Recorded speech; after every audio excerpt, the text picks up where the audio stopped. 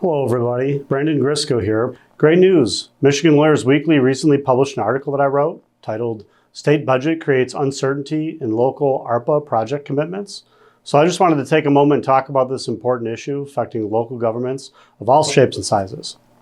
Remember, way back in March 2021, the federal government passed the American Rescue Plan Act, known as ARPA for short. This law provided $350 billion, yes, that's billion with a B, for the one-of-a-kind State and Local Fiscal Recovery Fund program. Under this ARPA program, over $4 billion were allocated directly to Michigan local governments.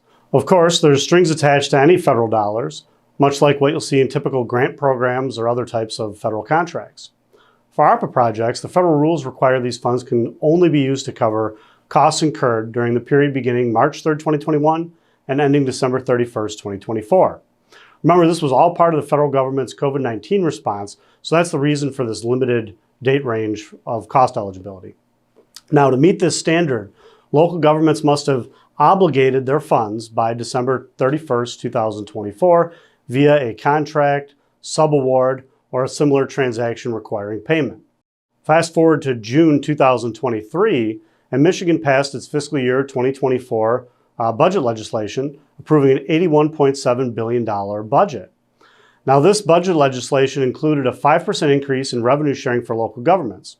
That's money in the pockets of your community, so good news generally. Now, remember, moments ago, I talked about strings attached to federal dollars. While the Michigan state government was not to be outdone with its budget, and then tied 1% of that revenue sharing increase to the early obligation of ARPA funds. So what does this mean? Remember, under the federal rules, local governments had until December 31st, 2024 to obligate the ARPA funds. However, under Michigan's new law, local governments only have until December 31st, 2023 to obligate their ARPA funds. That's an entire year ahead of where the federal schedule was at. Now, this may cause significant issues for communities that had planned ARPA projects with long procurement lead times. Municipalities now have only months to obligate any remaining ARPA funds through contracts, subawards, or similar transactions. Now, those communities that cannot obligate the funds in time are at risk of missing out on that crucial 1% increase in state revenue sharing. And there's not much time left, so community officials that fall into this bucket that have unobligated ARPA funds should work quickly to strategize what's the best path forward for the community as a whole.